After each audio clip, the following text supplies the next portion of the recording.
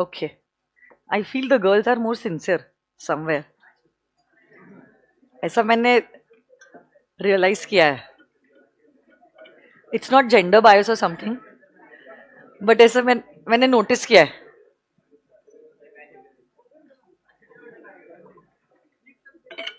चलो आ जाओ.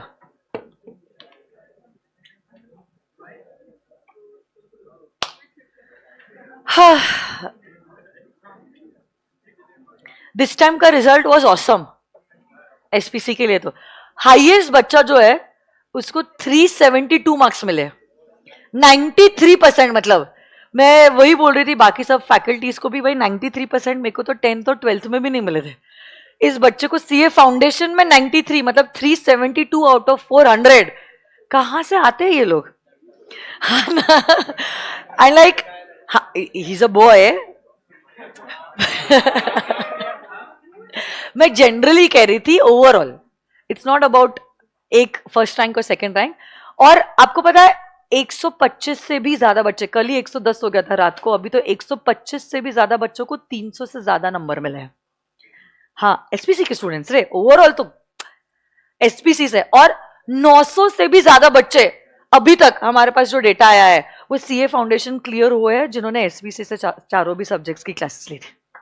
And that's a very big number. आने वाले 2 दिनों में इट्स गोइंग टू क्रॉस 1000, क्योंकि बच्चे उस दिन तो ऐसे रिजल्ट आता है तो ऐसे मोहल्ले में सेलिब्रेट करते हैं, पूरा ऐसे उस वाइब में रहते हैं. फिर उसके बाद थोड़ा थोड़ा, हाँ मैम अभी क्या करना है, अभी क्लियर हो गया, अभी इंटर का कैसे है क्या है, फिर धीरे धीरे रिजल्ट पता चलता है. बट दिस टाइम का रिजल्ट वॉज फैब, एकदम फैब. हाँ, और एक चीज जो बहुत इंपॉर्टेंट है आप लोगों के लिए इज दैट इस बार 70% बच्चे फेल हुए. 70% बच्चे जो फेल हुए हैं, 70 का 50% crowd couldn't clear because of law. Okay, law की वजह से बच्चे जो है उनकी बैंड बच गई. 50% of the kids who couldn't clear was only because of law. तो मैं जो बोलती हूँ ना आप लोगों को, क्लास में मस्ती मत करो, इज्जत दो, होमवर्क करो, टेस्ट दो. This is not for time pass purpose. अगर मैंने कुछ कहा है, there is a reason behind it. और अगर आप ये चीजें फॉलो नहीं कर रहे हो, आप अपने आप को पीछे खींच रहे हो फ्रॉम दैट सक्सेस का टैग और फर्स्ट अटेम्प्ट का टैग. तो don't do that with your self. Law का पेपर ऑलरेडी अपने आप में चैलेंजिंग है, क्योंकि एक तो थियोरी है और प्लस रिटन में. इट्स नॉट गोला गोला वाला पेपर. और ऊपर से आप अपने साइड से अगर एफर्ट्स नहीं दोगे तो इंस्टीट्यूट भी आपकी बात को इज्जत नहीं देने वाला है. वो बोलेगा कोई बात नहीं बेटा, नवंबर दिसंबर में प्रिपेयर करके नहीं आया ना, जून में आ जा. After every December there is a June में वापस आ जा. This is what the ICI is going to say. और इंस्टीट्यूट के ये रिजल्ट पे एकदम क्लियर कट सिग्नल था ये, कि हम लोग कोई भी चीज में कॉम्प्रोमाइज नहीं करने वाले हैं. वैसे तो एक पेपर रहता ही है जो टफ होता है, and in the last attempt it was law. पर प्रोबेबिलिटी के हिसाब से नाउ आने वाले 4-5 अटेम्प्ट में तो लॉ नहीं रहेगा. Probability, but probability can always fail. Okay, but there are more chances कि इस बार आपके अटेम्प्ट के लिए लॉ पे कैच नहीं होगा, या तो अकाउंट्स होगा या तो मैथमेटिक्स होगा. ठीक है. बट हु नोज, अभी ये न्यू कोर्स का पहला अटेम्प्ट है, सो यू कैन नॉट जज एनीथिंग. पिछले अटेम्प्ट तक तो 40 मार्क का बीसीआर भी हुआ करता था, जो बच्चों के लिए बहुत प्रॉब्लमेटिक था. इंग्लिश है ना. इस बार आप लोगों को सिर्फ लॉ है, so we have no idea what things the institute has thought for all. पहले 11 बजे तक रिजल्ट आता था. कल तो बच्चों की आपको हालत देखने जैसी थी. मतलब बीपी शुगर तो हो ही गया होगा कुछ बच्चों को. मतलब बस दिन भर मन नहीं लग रहा, रिफ्रेश रिफ्रेश रिफ्रेश. उनके साथ साथ हम भी वही कर रहे थे, रिफ्रेश रिफ्रेश ही करते बैठ रहे थे. कब आएगा कब आएगा, 11, 12, 1, 2, 3, 4 वेट करते गए करते गए करते गए. Eventually 7 o'clock in the evening they declared the result. तो institute is all doing unpredictable things. Like अब सारा ट्रेंड हो गया, सब बच्चों को पता है क्या प्रिडिक्टेबल, अब थोड़ा सा झटका देते, चलो अब कुछ ऐसे अलग करते. इसलिए लास्ट टाइम लॉ का पेपर भी टफ निकाला था. रिजल्ट का भी जो एक्सपेक्टेड था कि सुबह के टाइम पे रिजल्ट आ जाएगा, they declared it in late evening है. 7 बजे उन्होंने डिक्लेयर किया. मतलब पूरे दिन भर, रात भर तो बच्चा सोया नहीं था. दिन भर भी कुछ मन नहीं लग रहा था खाने का, या एकदम एकदम नेचुरल है यार. मेरी एक स्टूडेंट है, वो अयोध्या में गई थी रिजल्ट के वक्त, 3 बार तो मैंने दर्शन करके आ गई, अब क्या करूं मैं? मैंने बोला अब क्या तू रिजल्ट का वेट कर, पास हो जाए तो वापस दर्शन करके आ जाना, ना भी आए तो दर्शन करके आ जाना कि हिम्मत मिले। क्रेजी था, क्रेजी। चलो आ जाइए। आज सोचा था 11:30 बजे क्लास में आ गई थी कि 1.5 घंटा पढ़ाओगे, मैं 12:15 अभी हो गई है।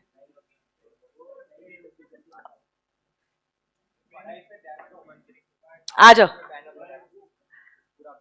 Come on. बेलमेंट, आ जाइए, कम ऑन गाइस। ये रीड कर लेते हैं, हमारा रीडिंग नहीं हुआ तो उसके साथ साथ रिवीजन भी हो जाएगा। Okay. Bailment is the delivery of goods by one person to another person for some purpose upon a contract. That the goods shall, when the purpose is accomplished, be returned or otherwise disposed of according to the directions of the person delivering them. So basically bailment में होता क्या है, goods की delivery होती है। क्यों delivery होती है? For a particular purpose. और जैसे ही purpose complete हो जाता है, goods are returned back to the bailor who is the owner of the goods. कितनी parties होती है bailment में? कौन कौन बोलो? Bailor and bailee. So parties, bailor and bailee. The person delivering the goods, he is also the owner. वहां पे आप लिख सकते हो owner of the goods. और जो गुड्स का पोजेसर है उसको कहते हैं एज द बेली। बेलर के वहां पे लिख सकते हो owner of the goods.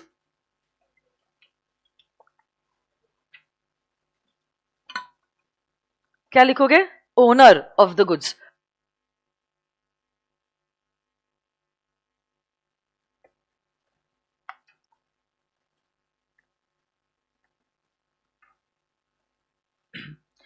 Essential elements of a contract of bailment. पहली बात तो contract of bailment, contract of bailment, contract of bailment.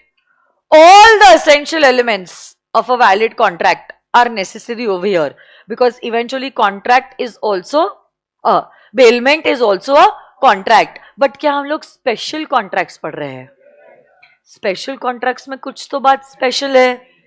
हाँ, वेरी गुड। यूनिट नंबर 2 में भी हमने पढ़ा था, याद है? पास्ट में आपने जो टाइम पास के लिए लव किया था, जिसमें गिफ्ट में आपको बेल मिला था, उसको अपने एजेंट के द्वारा चैरिटी में दे दिया। Bail is for bailment.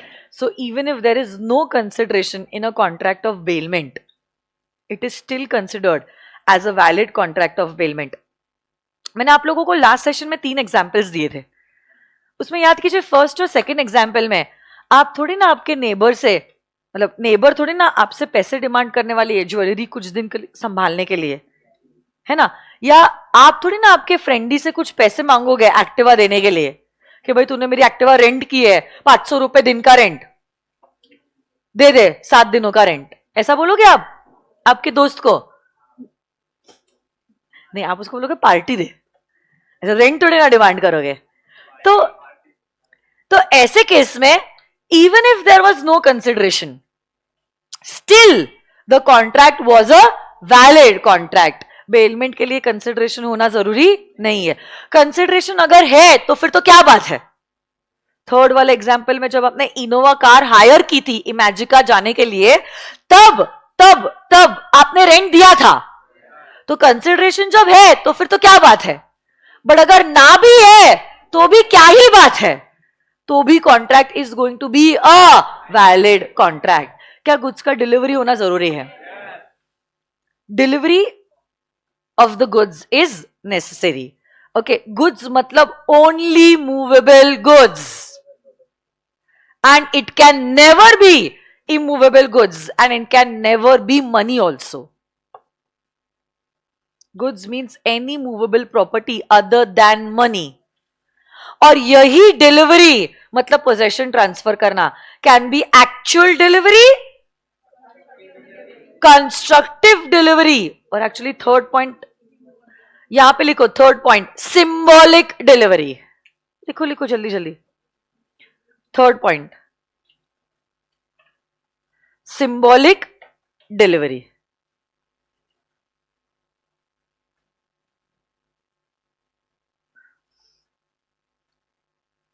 Delivery actual भी हो सकती है, कंस्ट्रक्टिव भी हो सकती है और सिंबॉलिक भी हो सकती है. No delivery, no bailment. अच्छा, एक एग्जाम्पल मेरे को आपको बताना है. आप हर रोज क्लासेस के लिए प्रेस्टीज पॉइंट पे आते हो.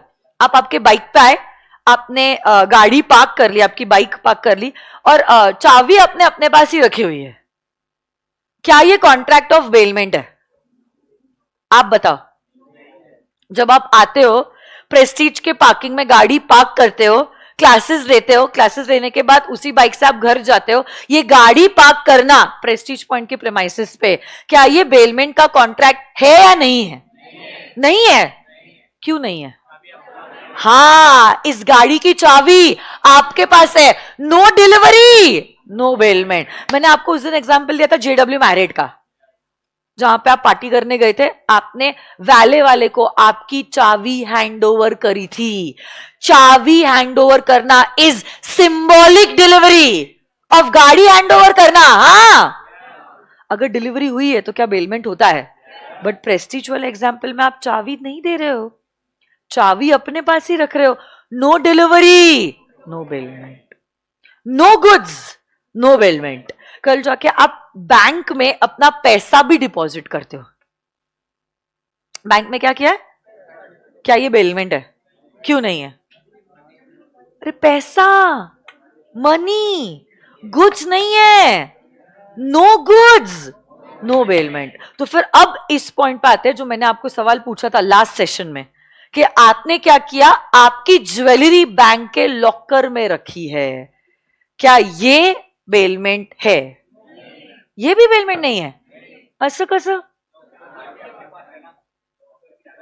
हाँ, लॉकर की चाबी. Have you ever operated lockers in a bank? जिन्होंने किए, कितने लोगों ने लॉकर ऑपरेट किया? मम्मी पापा के साथ नहीं जाते हो क्या आप? करते क्या हो आप लोग? नेटफ्लिक्स से कोई फुर्सत नहीं मिलती आप लोगों को. हाँ, बस.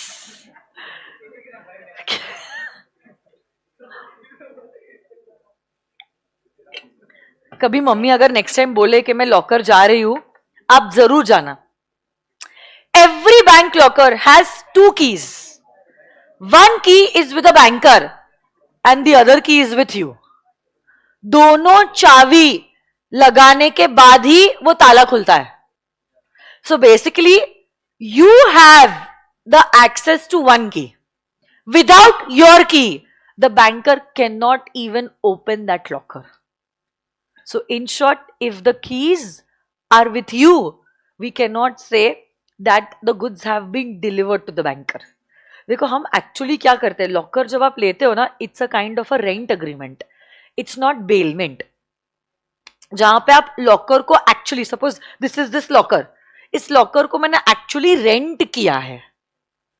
वो जगह बैंकर की है, बट मैंने क्या कर दिया, उसको लिया है on rent. And then what I do is I keep whatever my valuables, my jewelry, whatever I want to keep, my papers, some important documents, I can keep it over there. Are you understanding this? It does not fall under the category of bailment. Okay? Because there is no delivery. And no delivery, no bailment. हाँ. Okay? वहां पे तीसरा point लिखा, symbolic delivery. Purpose. Bailment का क्या कोई purpose होना जरूरी है? So the goods have to be delivered for some purpose. बेटा, पर्पस कुछ भी हो सकता है. It could be security, usage, लिखना चाहते हो तो लिख लो, storage, transportation, modification, repair, servicing. गाड़ी सर्विसिंग को दी बेलमेंट, घड़ी रिपेयरिंग को दी बेलमेंट. सुन रहे हो क्या आप लोग? गोल्ड बिस्किट ब्रेसलेट में कन्वर्ट करने दिया, मॉडिफिकेशन, बेलमेंट. सिलाई से शर्ट मटेरियल लिया, टेलर के पास स्टिच करने दिया, मॉडिफिकेशन, बेलमेंट. दोस्तों के कपड़े लिए हैं फंक्शन में पहनने के लिए, जूते लिए हैं फंक्शन में पहनने के लिए, बेलमेंट. Without consideration.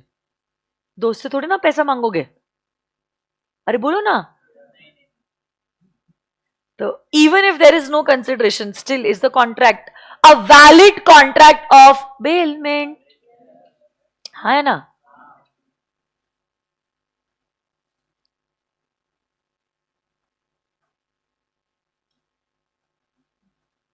हाँ, अब बताओ मुझे, बेलमेंट में क्या bailor continues to be the owner of the goods?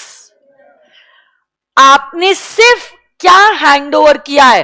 Possession hand over किया है, ओनरशिप ट्रांसफर नहीं हो रही है। पोजेशन वो भी जो आपने दिया है is for a particular purpose. जैसे ही पर्पज कंप्लीट हो जाता है, बताओ ना मुझे क्या होगा? आपको गुड्स को रिटर्न करना पड़ेगा बैक टू द ओनर, क्योंकि आप गुड्स के ओनर नहीं बने हो, आपके पास गुड्स का सिर्फ पोजेशन था। हाँ या ना? सो देखो, डिपॉजिटिंग ऑर्नामेंट्स, ऑर्नामेंट्स मतलब आपके गहने, jewellery, in a bank locker is not a bailment, because the ornaments are kept in the locker whose keys are still with the owner. So basically there is no delivery, and because there is no delivery there is no bailment. और वो last point जो अभी discuss किया, जैसे ही purpose complete हो गया goods को return करना जरूरी है। ओके जैसे ही पर्पस कंप्लीट हो गया गुड्स को रिटर्न करना जरूरी है, और वही गुड्स को रिटर्न करना जरूरी है। ऐसा नहीं कि कुछ दूसरे गुड्स दे दिए। हाँ, अगर मॉडिफिकेशन या ऐसा कुछ पर्पस है तो बात अलग है, क्योंकि पर्पस ही बेलमेंट का मॉडिफिकेशन है। बट अदरवाइज अगर मैंने आपको कुछ कपड़े दिए हैं कुछ प्रोग्राम में पहनने के लिए, I would want those clothes also back to me again. आप बोलोगे नहीं नहीं मैम, ये मेरी मम्मी का लहंगा है जो मनीष मल्होत्रा ने स्टिच किया है, लाखों का है, वो ले लो आप, मेरे को नहीं चाहिए वो, why will I accept that? तो ऐसा अलाउड नहीं है। जो मैंने आपको गुड्स दिए थे वही गुड्स आप हमें रिटर्न करोगे। फ्रेंड की आपने बुक ले ली क्योंकि आपकी बुक इनकम्प्लीट थी, बाद में जब बुक रिटर्न कराने का आया उसकी बुक आपने रख ली और आपकी बुक उसको दे दी, चलेगा उसको? तब ऐसे कैसे? यहां पे क्या होगा, जो गुड्स आपने लिए थे वही गुड्स का रिटर्न करना जरूरी है। You can not give any other goods instead of those goods. किसके ख्यालों में है? किसके?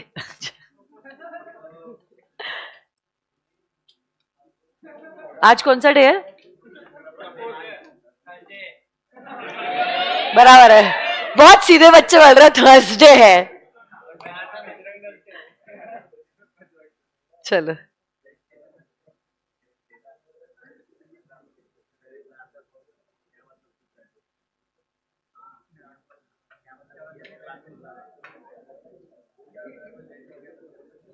यहां पे आ जाइए, नेक्स्ट।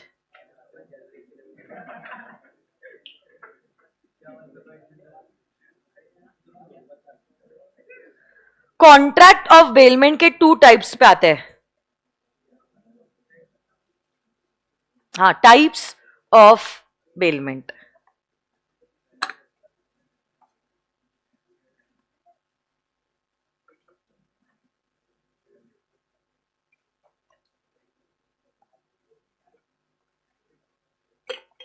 होम सिनेमा से कनेक्ट करेंगे ना कि इंटर क्लास से कनेक्ट करेंगे?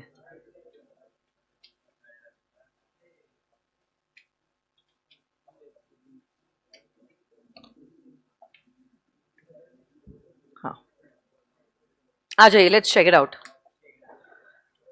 Bailment is of two types, gratuitous bailment and non gratuitous bailment। आ जाइए।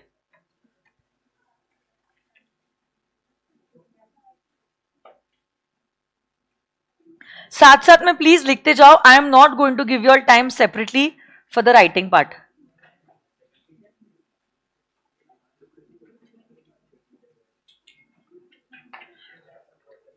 बेलमेंट दो टाइप का है, ग्रेचुटिस एंड नॉन ग्रेचुटिस। इसके बारे में मैंने पहले भी बताया था।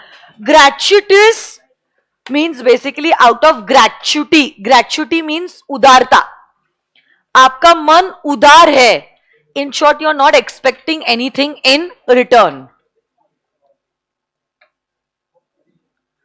और नॉन ग्रेचुटिस मतलब कंसिडरेशन इज प्रेजेंट। एक बार मैं लिख के बताती हूं। बेलमेंट के टू टाइप्स है, सुनो ना। ग्रेचुटिस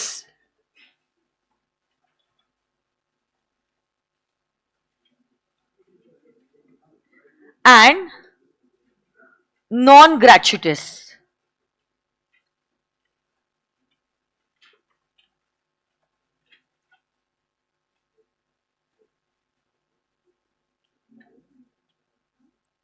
gratuitous and non-gratuitous bailment. Gratuitous गलत लिखा है क्या?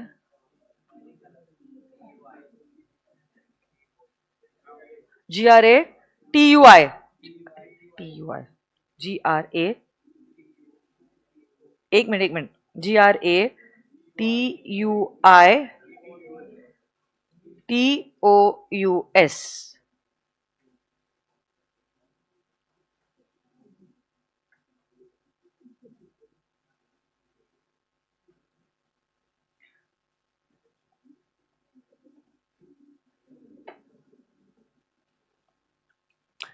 सुनो ना मेरी बात. Gratuitous bailment means a bailment which is free of charge. Free of charge मतलब क्या होता है? यहां पे आपने कंसिडरेशन डिमांड नहीं किया है. एसी बंद है क्या? एसी बंद है क्या? तो ये दोनों फैन तो भी चालू करना.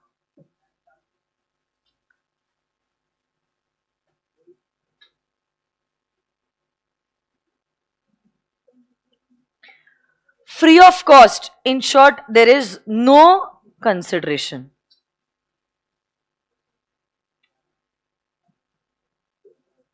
There is no consideration. And non-gratuitous का मतलब होता है consideration is present.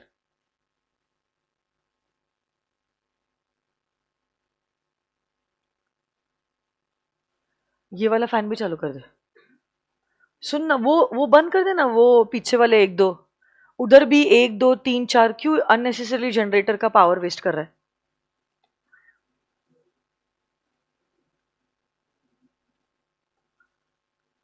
वो पूरे लाइन के फैन, वो पीछे का फैन, इधर के दोनों fan.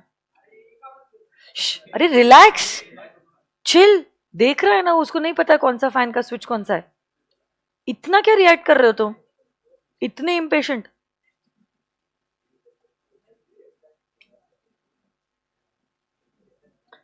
Okay,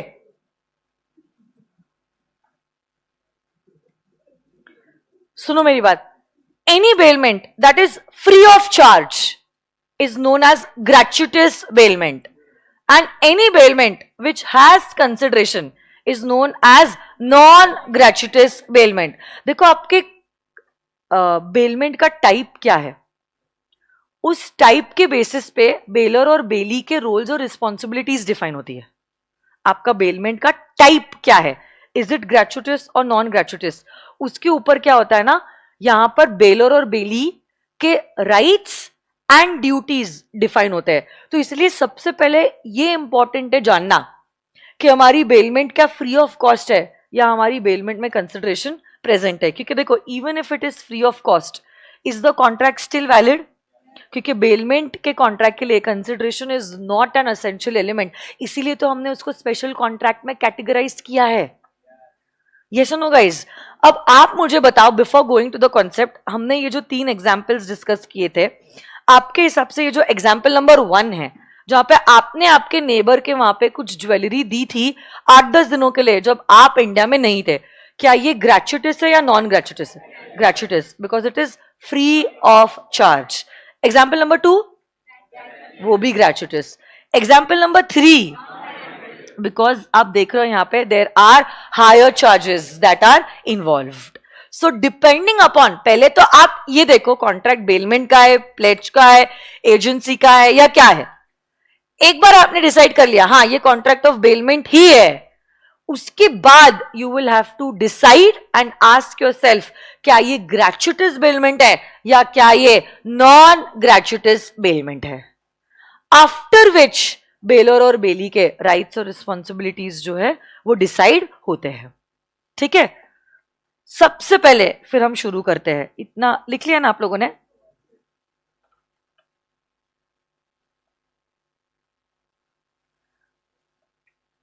is the duties of the bailor. Bailor के ड्यूटीज आर एक्चुअली बेली के राइट्स. तो what are the duties of the bailor? सुन रहे हो क्या आप लोग? बेलर के क्या सारी ड्यूटीज है? सबसे पहले ड्यूटी बेलर की जो होती है that is to disclose the faults in the goods, to disclose the faults in the goods. Bailor और बेली के बीच में आप लोग मुझे बताओगे गुड्स का ओनर कौन है? Baler.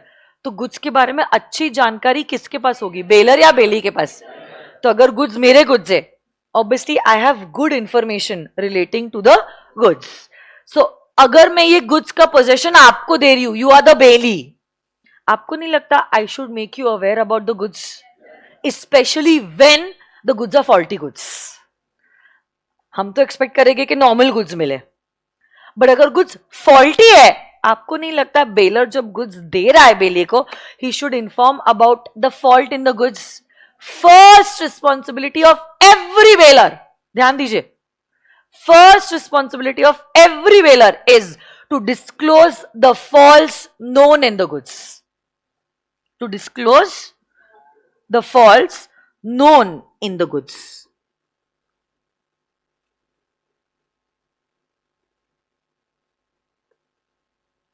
To disclose the faults known in the goods.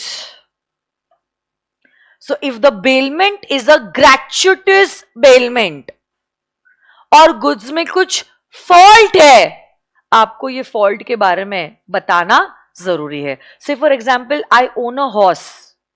Okay, farm house पे एक हॉर्स है। एक दिन ऐसे ही जब हम क्लास के बीच में चर्चा कर रहे थे तो समझ में आया that you are found of horse riding. तो फिर मैं कहती हूँ क्यों ना संडे के दिन आप फार्म हाउस आ जाइए, you can take the horse for a ride also. अब the horse is a little mad, so that's a fault in the goods. आपको नहीं लगता I should inform you about this fault, कि कभी कभी वो बेकाबू हो जाता है? Should I inform you about it? तो मेरी रिस्पॉन्सिबिलिटी है as a bailor that I should disclose about the fault in the goods to you. But कल जाके मैंने ये फॉल्ट के बारे में डिस्क्लोज नहीं किया and you took the horse for a ride. पहले तो संभल गया आपसे, बट बाद में आ गया ना झटका, बस जोर से आपको पछाड़ दिया जमीन पे, आप इंजर्ड हो गए, लग गई आपको चोट, आ गई आपको, आपके जो भी मेडिकल का खर्चा है, आपको क्या लगता है आप चुप बैठोगे या मुझसे डिमांड करोगे?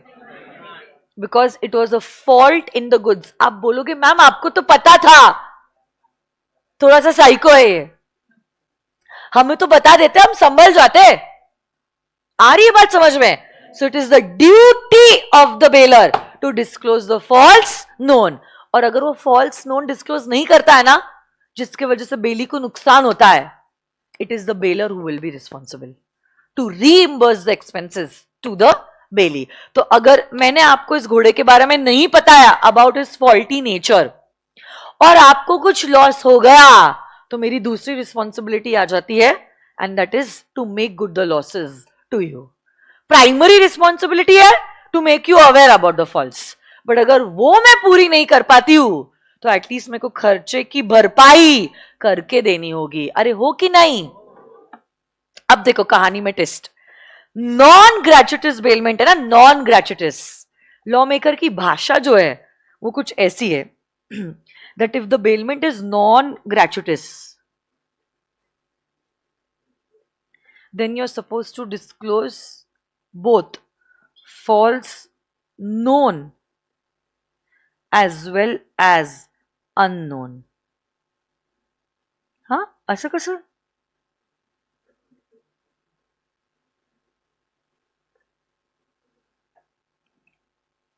In case of non-gratuitous bailment, you are supposed to disclose both false known as well as unknown. अब आप कहोगे मैम हमको ही नहीं पता था डिफेक्ट था, हम कैसे किसी और को डिस्क्लोज करेंगे? बट देखो लॉ इज वेरी फनी, कानून की दुनिया अपनी दुनिया होती है। जब ऐसी कुछ लैंग्वेज लॉ मेकर लिखते अपनी एक्ट में, इट मीन्स उन्होंने ये रिस्पॉन्सिबिलिटी आप पे कास्ट कर दी है, उन्होंने ये रिस्पॉन्सिबिलिटी आप पे कास्ट कर दी है। चाहे आपको फॉल्ट के बारे में पता हो या चाहे आपको फॉल्ट के बारे में पता ना हो, फिर भी आप ही जिम्मेदार हो। इस सेंटेंस का ये कंक्लूजन होता है, ये इंटरप्रिटेशन होता है। ऑब्वियसली बात है, लॉ मेकर भी जानते हैं, अगर आपको ही फॉल्ट के बारे में पता नहीं है, आप कैसे डिस्क्लोज करोगे? But by writing this sentence they have casted the responsibility upon you. जैसे कि से फॉर एग्जाम्पल, वो आई ओन दैट हॉर्स, बट अभी फार्म हाउस में कौन जाता है यार, महीने 2 महीने में कभी तो भी जाते हैं, then maintaining that horse every day is a big expense. तो मैं सोचती हूँ काम करते हैं, घोड़े को यहां पर लेके आ जाते हैं सिटी एरिया में, एक घोड़ा गाड़ी बना लेते हैं, शाम को वो घोड़ा गाड़ी वाला जो है सारसबाग में वो गाड़ी चलाएगा, थोड़े बहुत इस गरीब को पैसे मिल जाएंगे, ठीक है? तो ऐसे करके now I think I will make this horse carriage, और ये हॉर्स कैरेज, घोड़े को हॉर्स कैरेज मतलब समझता ना, घोड़ा गाड़ी, वो कैरेज को हम घोड़े से लगा देंगे और छोटे छोटे बच्चे उसमें से राउंड लेने जाएंगे, 10-20 रुपए मिलेंगे तो कुछ कमाई हो जाएगी, तो कैसे घर चल जाएगा हमारा, है ना? तो ऐसा हम कुछ सोचते हैं। और हमने कारपेंटर से कहा कि आप वो घोड़ा गाड़ी बना लीजिए। अब कारपेंटर ने घोड़ा गाड़ी बना ली, सब कुछ किया, बट जब उसने वो कैरेज बनाया, कैरेज इस तरीके से बनाया which was very unsafe, very unsafe. But आप बताओ, क्या मैं एक्सपर्ट हूं कैरेजेस में? नहीं, कि कौन सा कैरेज सेफ है, क्या लकड़ा, कैसा उसका fitting, I am not an expert in all this horse carriage and everything. जैसे उसने बनाया मैंने एक्सेप्ट कर लिया, but the carriage was unsafe. There is a fault in the goods, but this fault is unknown to me. This fault is, कुछ बच्चे आए, बैठे, कूद रहे थे, चिल्ला रहे थे, मजा आ रही थी, तो कैरेज टूट गया, सारे बच्चे गिर गए और उनको चोट लग गई। आप बताओ, is this a fault unknown to me? And this bailment, is it gratuitous और नॉन ग्रेचुटस? मजाक मजाक में मैंने कहा मैंने कुछ पैसे ले लिए और कमाई कर ली, मतलब क्या यहां पे कंसिडरेशन प्रेजेंट है? It's a non gratuitous bailment. भले ही मैम आपको इस फॉल्ट के बारे में पता नहीं है, फिर भी इसकी जिम्मेदार आप ही हो। It's a responsibility cast upon me. आई बात समझ में कि नहीं आई समझ में? सो बताओ, first responsibility of the bailor is to disclose the faults known. Gratuitous bailment है तो कौन सा फॉल्ट डिस्क्लोज करोगे? नोन। ग्रेचुटस है तो ओनली द फॉल्ट्स नोन, और अगर नॉन ग्रेचुटस है तो fault known as well as unknown. हो कि नहीं मेरे साथ? हाँ। Next, expenses. देखो, एक्सपेंसेस मोटा मोटी 2 टाइप के होते हैं, आपने अकाउंट्स में पढ़ा होगा, ordinary expenses and extra ordinary expenses. What do you mean by ordinary expenses?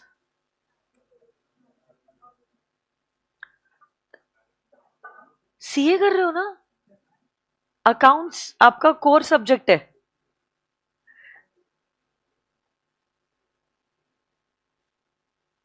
कसं व्हायचं तुमचं?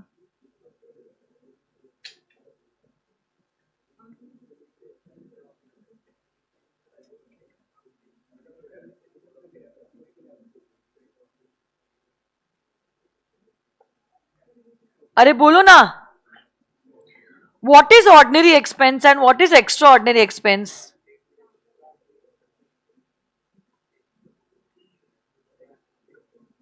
हिंदी में भी बोला तो भी चलेगा, बट बोलो। हाँ, तो डे टू डे एक्टिविटीज में जो एक्सपेंसेस होते हैं उसको कहते हैं हम ऑर्डिनरी एक्सपेंसेस, और जो एक्सेप्शन और स्पेशल सर्कमस्टेंसेस में एक्सपेंसेस अराइज होते हैं, those are known as extraordinary expenses. सही या गलत? अब लॉ मेकर कहते हैं अगर आपका बेलमेंट ग्रेचुटस बेलमेंट है, आप सोचो ना, ऑलरेडी ग्रेचुटस, ये देखो ग्रेचुटस, केस 1 इज ग्रेचुटस, बराबर ना, and case 2 is also gratuitous. Case 3 is the only case which is non gratuitous. तो अगर लिखना चाहते हो आप लिख सकते हो यहां पे, दिस इज ग्रेचुइटिस।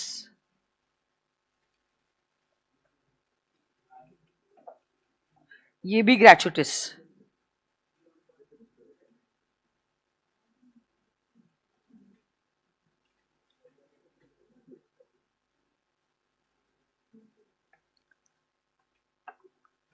और ये वाला है नॉन ग्रेचुइटिस।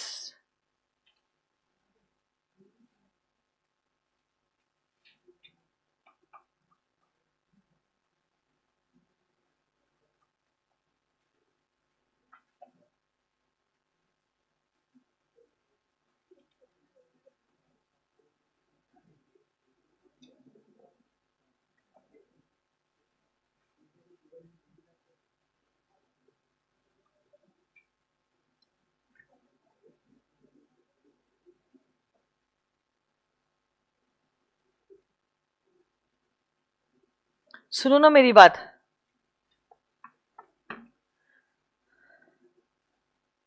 अगर ये ग्रेचुइटिस बेलमेंट है, एक तो पहली बात, ग्रेचुइटिस बेलमेंट के केस में ऑलरेडी बेली जो है आपके लिए काम कर रहा है, और ऊपर से वो काम करने का जो खर्चा लग रहा है आप उससे डिमांड नहीं कर सकते हो। समझ रहे हो आप? जैसे कि anyone has a pet dog और किटन इन देयर हाउस। हाँ, जैसे कि से इसके what do you have? Pet dog.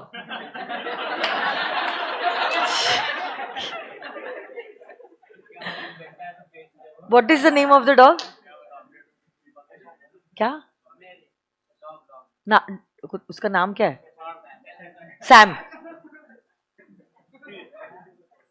से Shashank has a pet dog जिसका नाम है सैम, ठीक है। एंड नाउ अभी जैसे हमने वो एग्जांपल लिया था कि कुछ दिनों के लिए he is going out of India ना, एग्जाम खत्म हो गई, बहुत मेहनत कर लिया शशांक ने, अब बस जाना है उसको बाहर, क्लास में आया ही नहीं हो।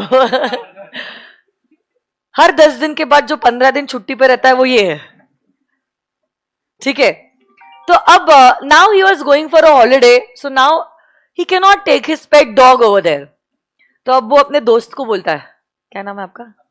अंकित को, कि Ankit can you just take care of Sam for some days. ठीक है। ओके। तो अंकित इज लाइक, अरे शशांक पूछने की भी क्या बात है, मतलब दोस्त है यार, तू मेरा यार है, जा जा तू एंजॉय कर मस्त, ठीक है।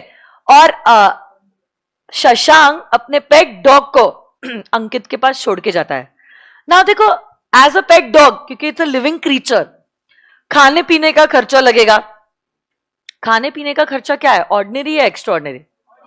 ऑर्डिनरी। बट कल जाके अगर डॉग की तबीयत खराब हो गई, उसको वेटरनरी डॉक्टर के पास लेके जाना पड़ा, कुछ इंजेक्शंस लगाने पड़े, तो मेडिकल खर्चा आ गया। ये खर्चा जो है उसको क्या कहेंगे? Extra ordinary expenses. ये सारा खर्चा, सैम के खाने का, पीने का, मेडिकल, डॉक्टर, सारा खर्चा अंकित ने उठाया है। What do you think, Ankit क्या ये पैसा शशांक से डिमांड करेगा? एक तो already Shashank should be thankful to Ankit कि वो सैम का ख्याल रख रहा है 10 दिनों के लिए।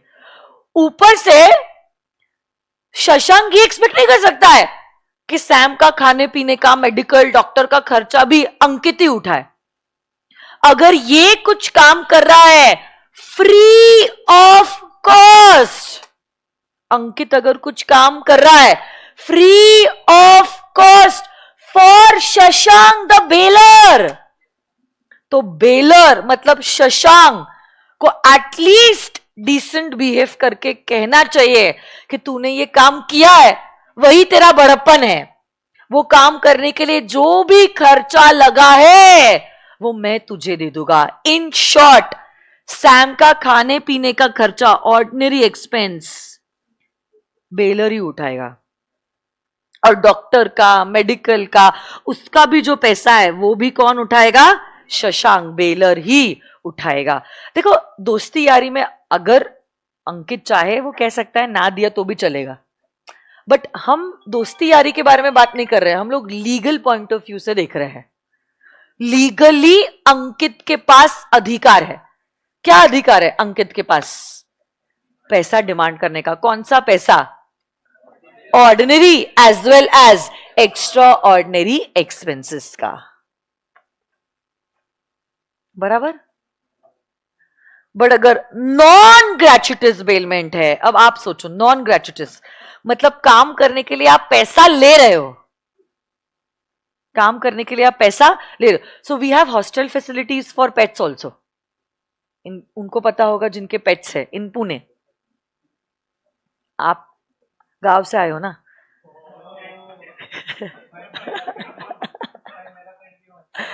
नहीं मतलब इन शॉर्ट आपको पता है कैसे हॉस्टल फैसिलिटीज है पुणे में, जहां पे if you want you can keep your pets in the hostel for few days if you are travelling or there is some problem in the house or something like that.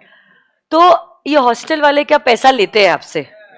अगर hostel वाले पैसे ले रहे हैं, bailment कैसा है, ग्रेचुटस या non ग्रेचुटस? पैसा ले ही रहे हैं पेट को संभालने के लिए, तो उस पेट का जो ऑर्डिनरी खर्चा है वो लोग ही देने वाले हैं। हाँ, in short it is going to be given by the bailee. Extraordinary अगर कुछ हरकत करता है आपका पेट, नुकसान वुकसान कर लेता है, तो ऐसे केस में that will be borne by you the bailor. फिर आप उनको स्यू करो, क्योंकि आगे कह रहा है bailee is responsible to take care of the goods as if these goods were his own goods. तो अगर कुत्ता आपका घुमा दिया तो आप उसको स्यू करके आप पैसे ले सकते हो, जितने भी आपने कुत्ते को अडॉप्ट किया था, 20,000, 30,000, 50,000।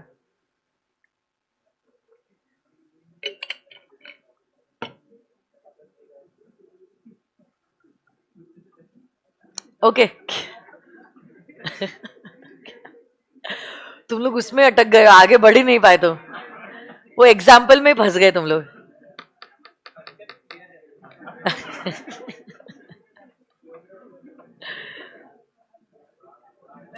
तो देखो यहां पे भी अगर आप देखोगे, ऑर्डिनरी और एक्स्ट्रा ऑर्डिनरी एक्सपेंसेस को हमने क्या किया हुआ है, बाइफरकेट किया हुआ है डिपेंडिंग अपॉन ग्रेचुटस बेलमेंट है या नॉन ग्रेचुटस बेलमेंट है। इसलिए बहुत इंपॉर्टेंट है ये जानना, बेलमेंट ग्रेचुटस है या नॉन ग्रेचुटस। लर्न करना तो सिंपल तरीके से आप लर्न कर सकते हो, एक ही एक्सपेंस है जो बेली देता है।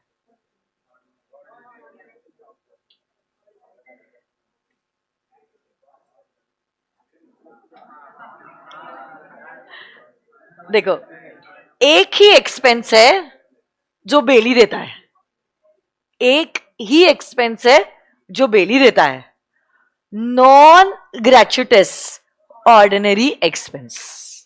Between gratuitous and non-gratuitous, it is coming to this side, non-gratuitous, ordinary, extraordinary, ordinary, extraordinary.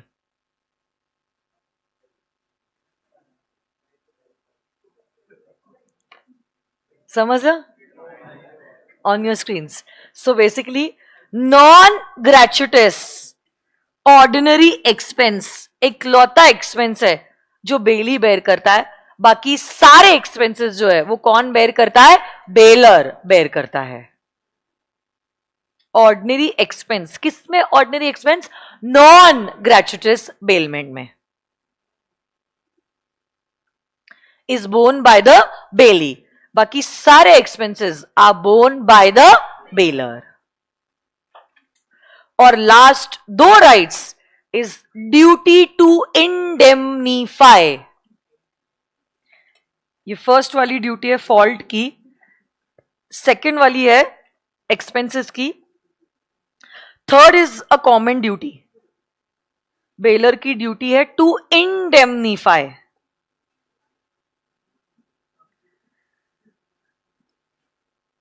Indemnify, indemnity का कॉन्ट्रैक्ट हो चुका है आपका। To indemnify means what, to make good the losses. To indemnify means to what,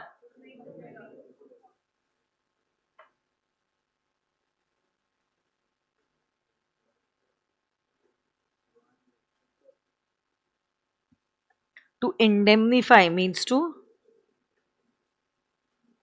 पढ़ा ना आपने, make good the losses.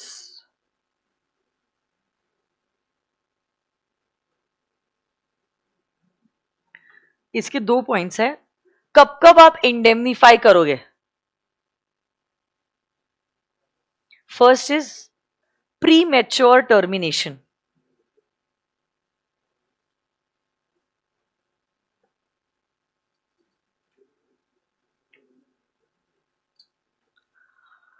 और दूसरा है defective title.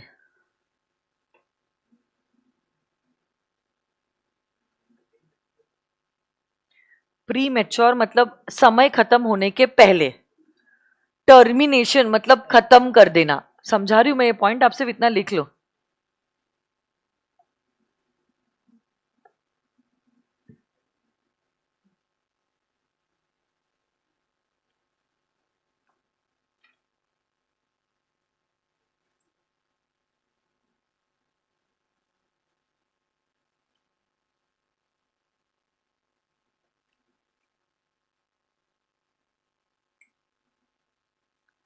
Can I just explain it to you all? देखो, जैसे कि यहां पर आपने क्या किया था, आपकी फ्रेंड को आपकी एक्टिवा दी थी फॉर हाउ मेनी डेज? कितने दिन बोला था? 1 वीक बोला था क्या कि 10 डेज बोला था? May be 10 days. बट आपकी जो एक्टिवा थी ना, वो सिर्फ किक स्टार्ट होती थी, बटन स्टार्ट नहीं होती थी। अब आपकी फ्रेंड डेलिकेट, तो अब आपकी फ्रेंड सोचते 10 दिनों के लिए मेरे को एक्टिवा यूज करने मिल रही है, I will get it repaired and I will start that button start का फंक्शन, जिसके लिए उसको मे बी से 1000 रुपीज लगे, but is like 1000 rupees is worth it. दिन का 100 रुपए लगा है, ठीक है ना, क्या ही फर्क पड़ता है, एटलीस्ट कन्वीनियंस तो मिल जाएगा, बस से ट्रैवल नहीं करना पड़ेगा। ये 1000 रुपए उसने किस हिसाब से सोचा है कि उसको एक्टिवा 10 दिन के लिए इस्तेमाल करने मिलेगी। बट से कुछ दिनों बाद आपका झगड़ा हो गया, 14th को उसने मना कर दिया, ठीक है। अब आप गुस्से में आ गए, असो कसो ऐसे कैसे मना कर दिया, तो अब आप गुस्से में आपकी एक्टिवा लेके चले जाते हैं। बट अभी तक 3-4 दिन बचे हुए, 3 दिन बचे हुए हैं, वो 10 दिनों के पीरियड में अभी तक 3 दिन बचे हुए हैं, वो 10 दिनों के समय में अभी भी 3 दिन बचे हुए हैं। अब देखो, लॉ मेकर कहते हैं there is a pre mature termination here. Pre mature termination, terminate होना मतलब दी एंड होना।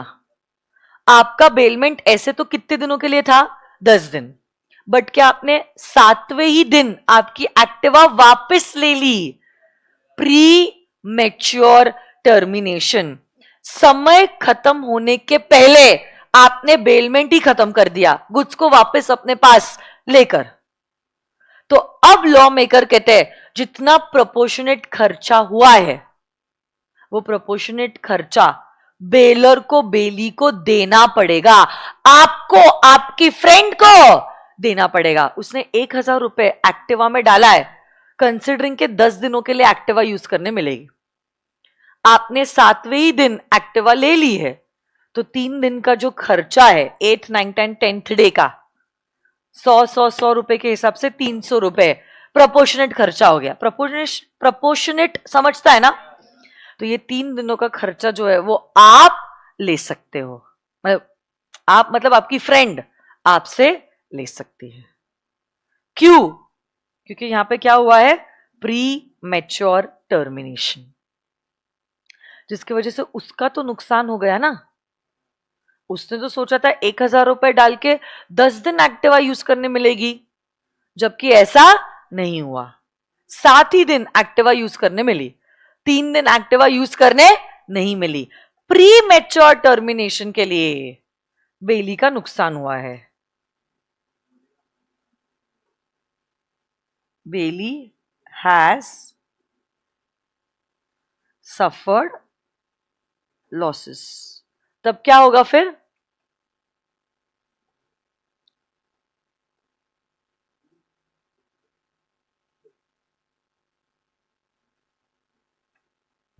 Baler must compensate the belly for the losses. हाँ, और डिफेक्टिव टाइटल मतलब क्या? Defective title, baler actually goods का बेलर है ही नहीं, क्या? suffered, SUFFERED, suffered.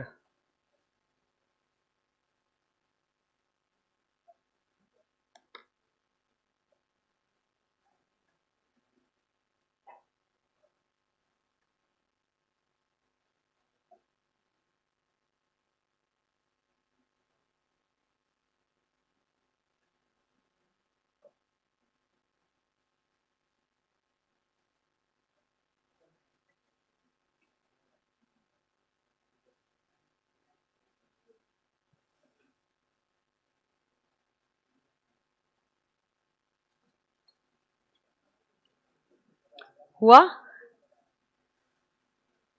Defective title मतलब क्या? देखो ना, बेलर एक्चुअली बेलर है ही नहीं.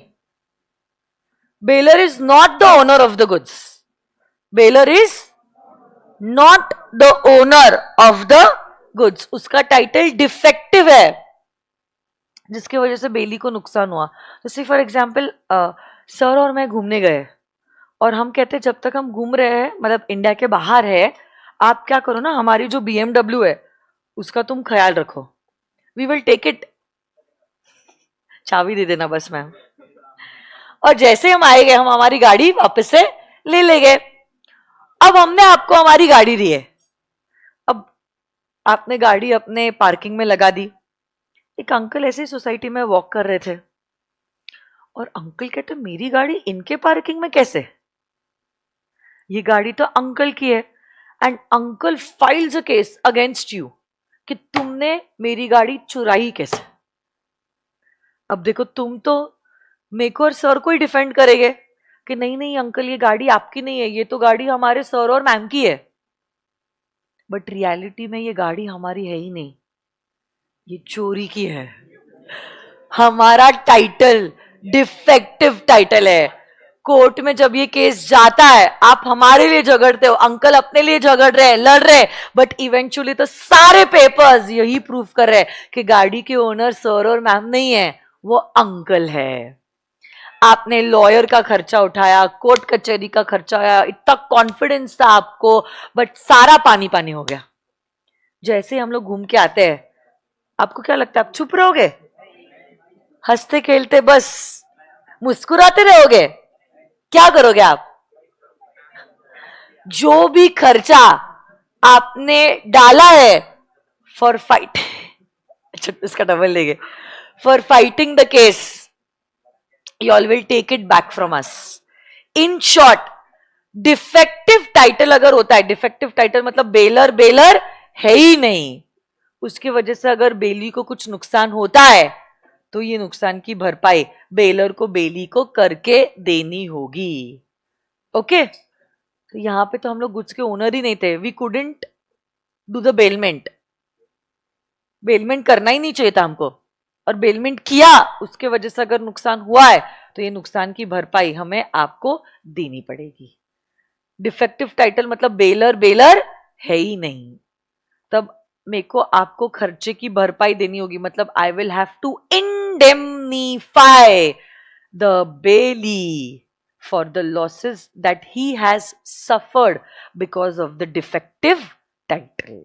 Because of the defective title. तो आप अगर एक्सप्लेनेशन लिखना चाहते हो आप लिख सकते हो.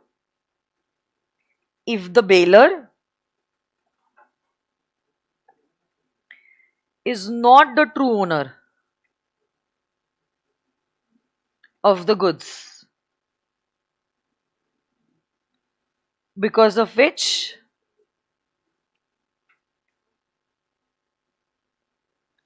the bailee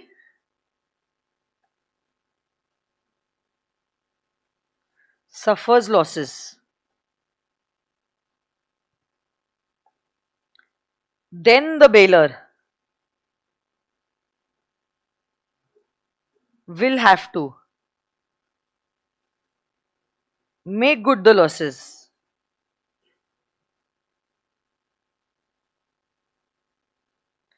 to the bailee. हाँ.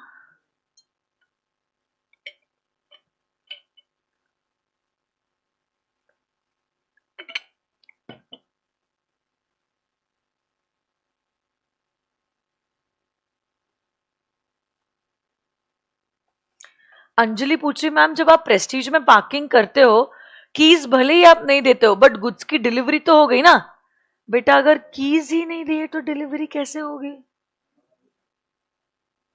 बताओ मुझे। आपको पता है जहां बेलमेंट में कंसिडरेशन होता है ना, कंसिडरेशन होता है नॉन ग्रेचुटस, इससे दोनों पार्टीज के फायदे हैं। कैसे दोनों पार्टीज, इसको भी कुछ मिल रहा है और इन रिटर्न इसे भी कुछ मिल रहा है। बट अगर आप ये फर्स्ट एंड सेकंड एग्जांपल देखोगे, बेलमेंट जहां ग्रेचुटस होता है वहां पे दोनों पार्टीज का फायदा कभी नहीं होता है। आप देखो ना एग्जांपल, पहले वाले केस में किसका फायदा हुआ है, आपका या नेबर का? तो यहां पे बेनिफिट किसका हुआ है, benefit BEN, benefit of baler. Second वाले केस में किसका फायदा हुआ है, फ्रेंड का ना। आपको तो हाँ वैसे भी नहीं बोला है। यहां पे बेनिफिट किसका हुआ है, बेली का। बट नॉन ग्रेचुटस बेलमेंट में there is always always mutual benefit.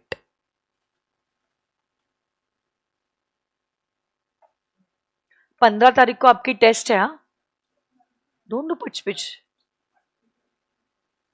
Indemnity, guarantee and bailment. आज 8 तारीख है, वीकेंड आ रहा है, इसलिए पहले ही बता दिया, so that you can plan your weekend accordingly.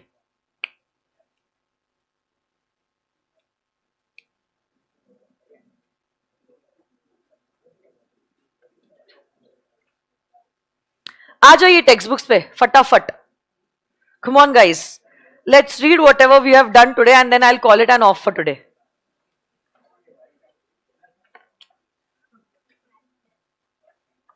किसकी? कल थी ना वो तो, आज भी वापस?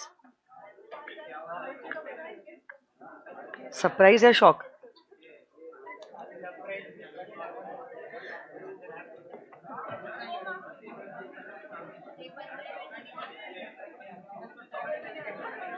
हाँ,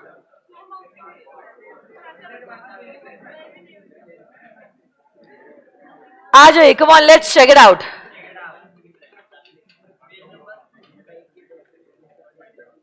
$125.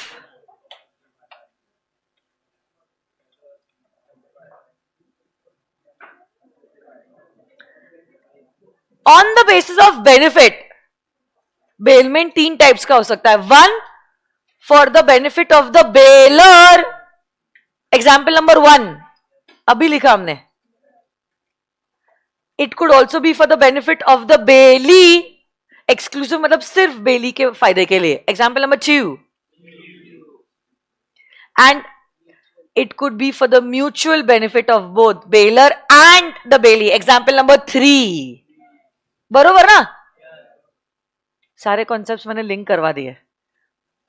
वही कंसिडरेशन के हिसाब से bailment can either be gratuitous और non gratuitous, which one is free of charge and which is for some benefit.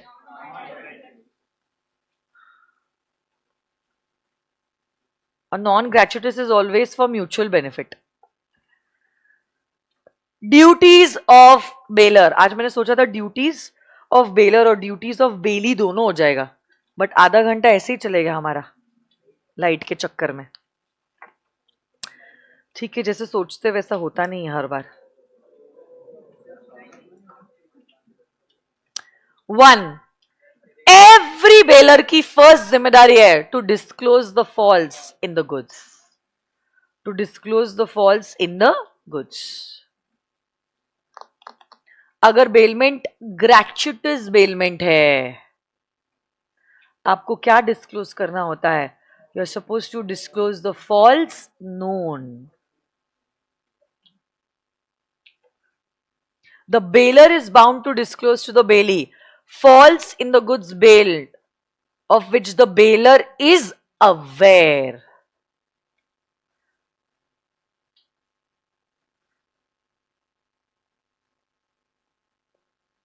और अगर उसने ऐसा कुछ डिस्क्लोजर नहीं दिया, जो भी नुकसान हुआ है उसके लिए क्या वो रिस्पॉन्सिबल रहेगा?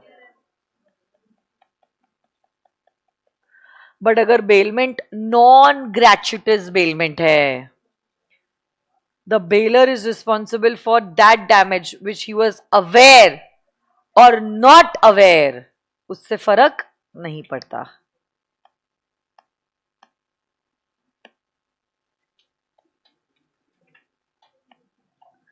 एक्सपेंसेस, एक ही एक्सपेंस है जो बेली बेयर करता है, नॉन ग्रेचुटस ऑर्डिनरी एक्सपेंस.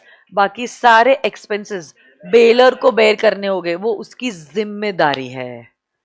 बराबर ना? तो अगर ग्रेचुटस बेलमेंट है,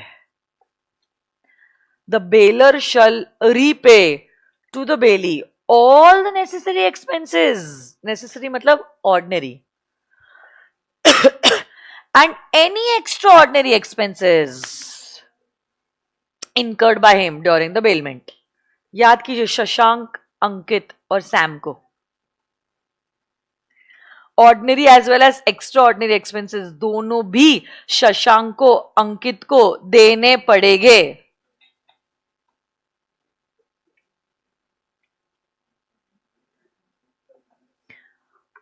बट अगर नॉन ग्रेचुटस बेलमेंट है तो सिर्फ और सिर्फ extraordinary expenses bailor bear करता है. बाकी ऑर्डिनरी एक्सपेंसेस तो बेली ही बेयर करता है. और इंडेमनिफिकेशन के लास्ट दो पॉइंट्स है. First is pre mature termination. आपने अगर गुड्स को दिया ही है कुछ पर्पस के लिए और वो गुड्स दिए थे ग्रेचुटसली और बाद में आप डिसाइड करते हो कॉन्ट्रैक्ट को टर्मिनेट करने के लिए even before the time period of bailment, उसको कहते हैं प्री मैच्योर टर्मिनेशन. तब बेली को जो भी नुकसान हुआ है बेलर को उसको कॉम्पेंसेट करके देना पड़ेगा.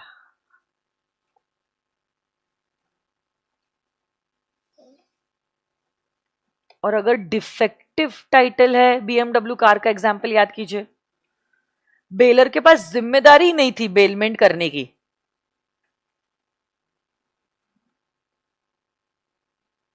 तो हमारा बेलर इंडेमनीफाई करेगा बेली को for the losses that the bailee has suffered because of the defective title.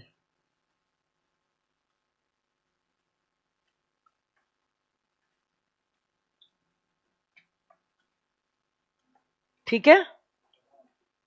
So that would be all for today. Thank you so much. See you tomorrow.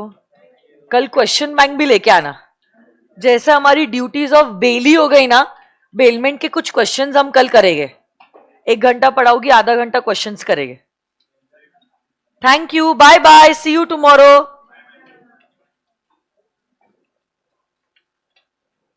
Bye bye virtual kids. Lunch कर लो फिर test दो.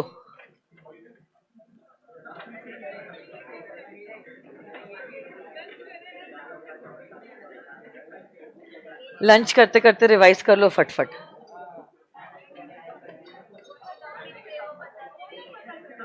क्या ऐसे कैसे?